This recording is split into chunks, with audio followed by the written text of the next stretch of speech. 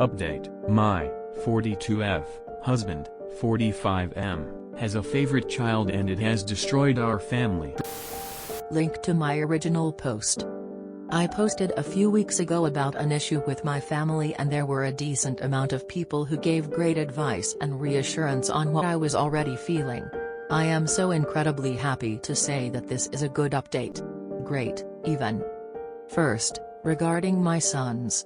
Mason called me the next day as he promised and said Kyle was settling in fine. I asked how they felt about Sean and Mason said that he and Kyle talked last night and while they don't necessarily blame Sean that it's still hard not to be slightly angry at him, especially because we can all see that Sean does realize he's the favorite and leans into it. In the end, both boys texted Sean that they weren't mad but they needed time away to cool off. Sean was of course sad but I did get through to him that sometimes people need space. A couple days later I dropped Sean off at Mason's apartment and the boys had a movie/game night. I'm not sure what was said but Sean came back much happier and his brothers are texting him back again. I knew they would be okay but I was glad that Mason and Kyle are mature and kind-hearted enough to not hold on to their anger towards Sean. Regarding my husband, I admit I was weak and I caved the night of the incident. I went to the guest room and my husband was still awake and on his laptop. I asked what he was doing and he showed me the screen. He was searching for therapists. I never brought this up as a suggestion. He did it on his own. I asked why he was looking for a therapist and he said because he feels like he's only going to get one chance to make things right with the boys and he wanted a professional to tell him the best way to do so. It lifted so much of my fears and anxiety about how he felt. I cried and I told him to come back to our room. He took the next day off of work. In our entire 22 years of marriage he has called out of work less than 5 times. He talked to 3 different therapists for roughly an hour each before deciding he liked the second one best. He's an older man with adult children and my husband said he felt like the therapist could relate to him and understand his situation best. I was so proud of him. His therapist suggested sending a short apology and promise of working on himself. Both his therapist and myself read the text but did not change or influence him in any way. The words are entirely his own. He wrote, "I'm sorry. I messed up. For years I messed up. I hate that I let it get to this point and I hate that I hurt you both so badly.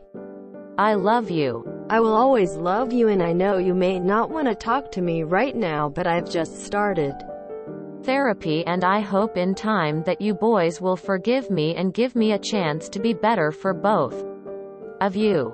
There is so much more I want to say but I would like to say it in person. You can always call me, text me, or come home when you're ready to talk. Anytime. I will drop whatever I'm doing when you're ready to talk. Please don't hesitate to reach out. I love you boys. Love, Dad." Kyle called me a couple hours after my husband sent them the text and asked me to come over. I did. Mason and Kyle were there and they asked me if their dad really wrote the message. I assured them that he did and reiterated that neither I nor his new therapist wrote a single word of his apology. It was all him. They admitted it felt good to know that he did care but they needed time. This was also when we talked about Sean. A week went by with no response to my husband's text. Then another. He was heartbroken. He broke down in our bedroom one night and just cried saying he'd ruined his relationship with his sons and they were never going to forgive him. I reassured him that wasn't the case but it was hard for him to accept. I told him he needs to keep talking to his therapist and focus on himself. His relationship with Sean changed as well.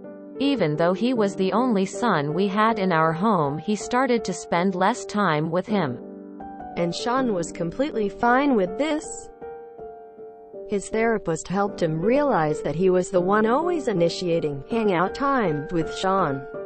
He'd go to his room and ask Sean if he wanted to do something. Or he'd tell Sean to go with him when he went to pick up dinner or go run errands. 5 days ago Kyle finally texted my husband asking if they could talk. My husband said absolutely and asked where Kyle wanted him to go. Kyle said he and Mason wanted to come to the house. My husband, true to his word, called his boss and said he needed the rest of the day off for a family emergency. I dropped Sean off at my mother's house so the boys could talk openly to my husband without worrying about hurting Sean's feelings, and they came over and we all talked in the living room. It wasn't easy. We all cried. But my husband did everything right. I repeat. He did everything right. He apologized. He didn't deny his favoritism. He told the boys about his work with his therapist and how it was helping. He said he's learned he justified his favoritism by telling himself that he and Sean were just closer, but he now realized they were only closer because he was putting the majority of his time and effort towards Sean instead of all three of the boys. My husband asked for one chance to show them he has and will continue to change and treat them equally. Kyle accepted his apology. Mason said he wants to, but he feels like it's too late for he and my husband as he's already out of the house. My husband told Mason that he is Mason's father for life and asked him again for just a single chance. Mason agreed that he doesn't want to not have his dad in his life, but that he doesn't want to feel that pain again if he lets him in. He asked the boys what specifically they need from him besides him making improvements in how he communicates with them. Mason said he doesn't want it to feel forced, he wants it to be genuine. Kyle wanted a hug. My husband hugged him and cried and swore that whenever he has an event he will put multiple alarms on his phone the second he's told about it. My husband suggested family counseling. The boys are reluctant but did agree to go as we all want our family to heal and grow stronger. Kyle moved back in the house and said he's happy because his bed is much more comfortable than Mason's couch. We decided Saturdays will be a family day that we all spend together. My husband has said he will reach out to the boys to see if they're free to get lunch. Not much else we can do until COVID is gone. He's started playing video games with the boys just as something to do to spend time with them. He gets on the mic and talks to Mason, which he's said feels good to talk to him even though they're mostly just talking about stuff going on in the video game. He plans on buying Kyle the PS5 he wanted from the school event, but his therapist suggested he wait until their relationship has healed so he knows it's a genuine gift and not an apology gift. I agree with this. And that's where we're at. My husband and I have been recommended a few family counselors from his therapist and are in the process of talking to them. He's really taking point on this. He's going to continue seeing his own therapist as he said it's helped and more than just this incident. I admit that I still have some fears that this new attitude won't last, but this is so much more effort than he has ever put in when I mentioned his favoritism before. I'm really hopeful that this is only the beginning. The boys are already much happier, and seeing all the men in my life talking and laughing together just melts my heart.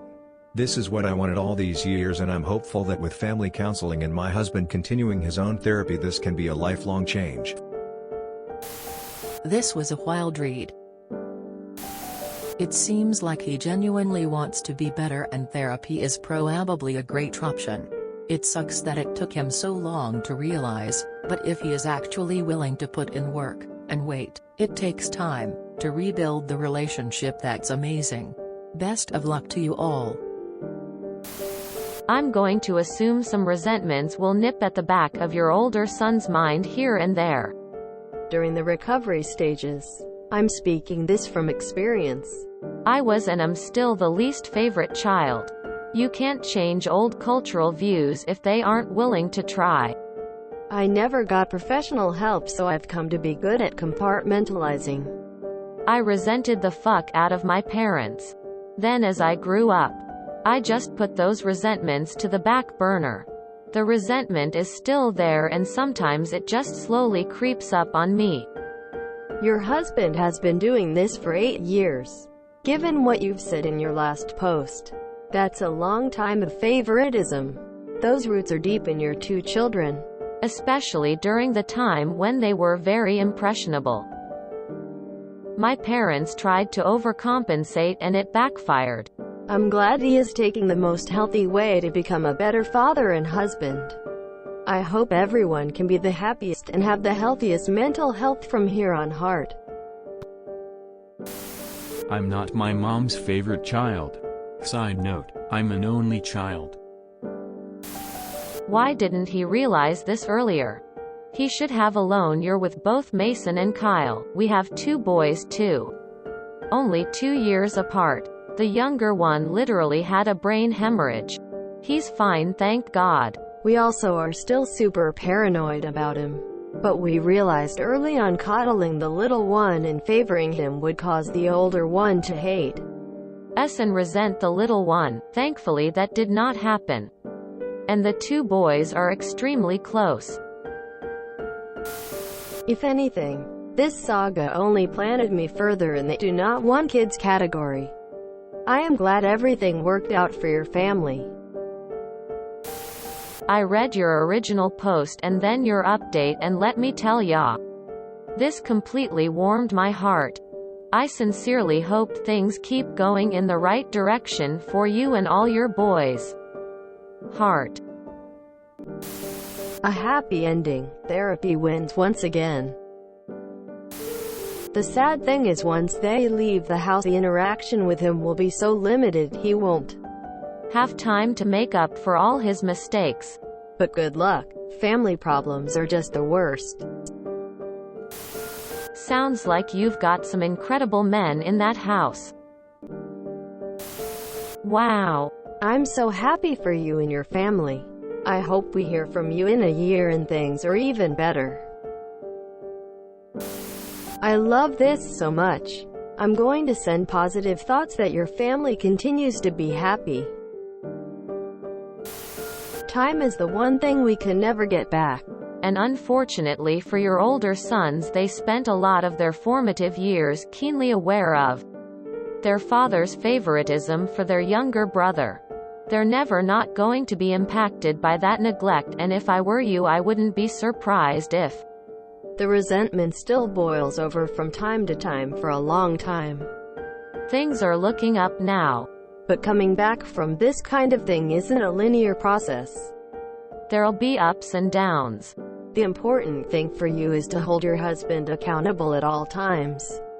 If you see him getting complacent, slipping back into old habits, and taking for granted for even one day that his older sons are still willing to try and forgive him, give him a verbal ass-kicking he'll never forget. Permanent change is rare. But for all of your sakes, I hope this is one of those times. Many of us grew up with shitty, neglectful parents who never made any attempt to make amends for how they treated us.